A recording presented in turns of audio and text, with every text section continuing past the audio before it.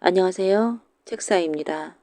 오늘의 이야기는 세 번의 죽을 고비입니다. 옛날 강원도 어느 곳에 한영이라는 아이가 살고 있었다. 어려서 아버지가 돌아가시는 바람에 홀어머니를 모시고 가난하게 살았다. 세월이 흘러 한영이는 어엿한 총각이 되었다.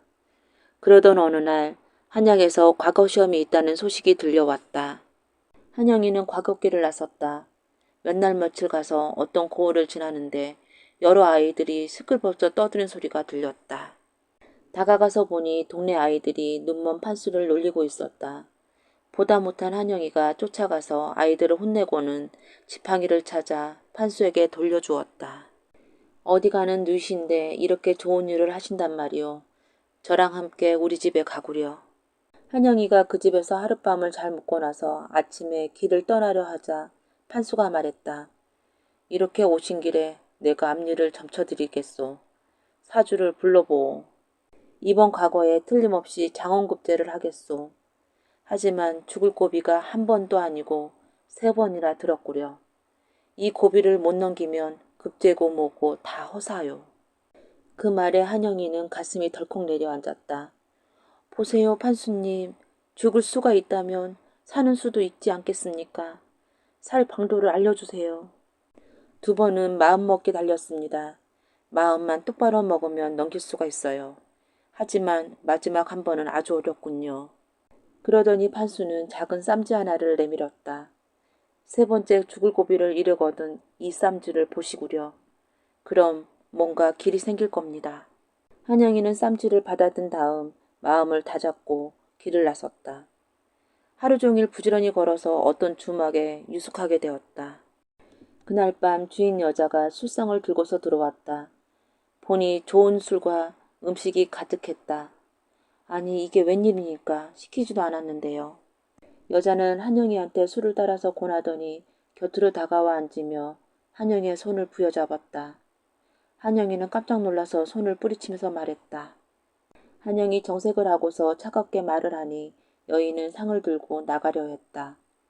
바로 그때 어떤 남자가 방으로 뛰어들어오더니 들고 있던 칼을 바닥에 놓으며 한영이 앞에 무릎을 꿇었다.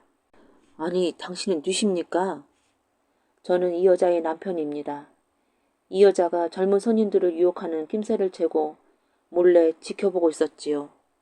여차하면 둘 다 죽이려 했는데 선비님이 이렇게 하실 줄은 정말 몰랐습니다. 한영이 등에 식은땀이 주르르 흘렀다. 까딱하면 칼날에 목이 잘릴 뻔한 순간이었다. 이제 두 번의 고비가 남은 건가? 한영이는 다시 몇 날 며칠을 걸어서 한양에 당도했다. 숙소를 찾아 헤매는데 갑자기 덩치 좋은 산에 몇이 달려들더니 한영의 입을 막고 자루에 집어넣었다. 그리고는 어디론가 가기 시작했다. 한영이가 자루에서 풀려난 곳은 어느 으리으리한 대갓집의 별당이었다.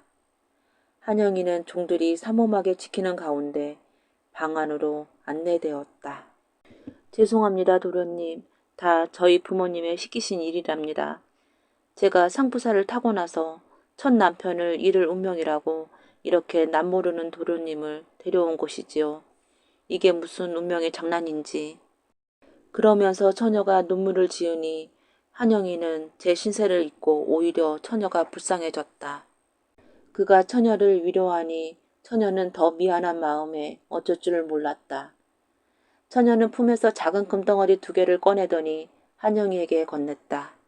다음 날 새벽이 되자 건장한 하인이 한영이를 끌어내 자루에 집어넣고 어디론가 향했다. 강물에 집어던지던가 땅에 파묻던가 하려는 게 분명했다. 한영이는 문득 품 안에 금덩어리가 생각났다. 여보세요? 내 말 좀 들어보세요. 지금 나한테 금덩어리 2개가 있답니다. 하인들은 뜻밖의 행제에 입이 한방만해졌다. 자, 이제 됐으니 나를 갖다 버리시구려. 죽을 고비를 벗어난 한영이는 무사히 과거에 응시해서 당당히 장원급제를 했다. 이름 없는 시골 총각이 장원급제를 하자 조정이 온통 떠들썩했다. 그때 조정에는 김정승과 이정승이 있었다. 두 정승 모두 홍기를 넘긴 딸이 있어 사윗감을 찾고 있던 차에 장원급제한 한영이를 사이로 점찍었다. 김정승 딸과 결혼하는 그날 밤 한영이는 이런저런 신난한 생각이 들고 뒤도 마려워서 밖으로 나왔다. 그런데 그때 어떤 복면을 한 남자가 살짝 담을 넘어 들어오더니 쏜살같이 신부의 방으로 들어가는 것이었다. 그러더니 얼마 후 검은 그림자가 다시 방에서 나와 담을 넘어 사라졌다. 한영이가 얼른 방으로 들어가 보니 아플싸 신부가 칼에 찔려 쓰러져 있었다. 다음 날 김정승이 한영이를 가리키며 소리쳤다. 포도대장, 저놈이 범인이오. 저놈을 단단히 조사해 보시오. 감옥에 갇힌 채 고생하던 한영이는 문득 판수가 전해준 작은 쌈지를 생각해냈다. 그는 쌈지를 포도대장에게 바치면서 거기 사건의 비밀이 담겨있을 테니 헤아려 달라고 간청했다. 한영이가 준 쌈지에 들어있는 건 누런 종이뿐이었다. 그 종이에는 흰 백자 3개가 쓰여져 있었는데 포도대장은 아무리 궁리해도 그 뜻을 알아낼 수가 없었다. 하지만 이리 보고 저리 보아도 도저히 그 뜻을 헤아릴 수가 없었다. 그때 옆에서 그 모습을 지켜보던 외동딸이 물었다. 아버지, 뭘 그렇게 고민하시나요? 이정승은 한숨을 내쉬고 사정 얘기를 해주었다. 그러자 이정승의 딸이 자기가 한번 그 뜻을 풀어보겠노라고 쌈지를 받아들었다. 쌈지를 열고 종이를 잠깐 살펴보던 이정승 딸은 아버지, 이 사건의 범인은 황백삼이라는 사람이 분명합니다. 누런 종이가 있으니 누를 황해, 흰 백자 3개가 있으니 백삼 아니겠습니까? 아마도 김정승의 댁에 황백삼이라는 사람이 있을 테니 확인해 보세요.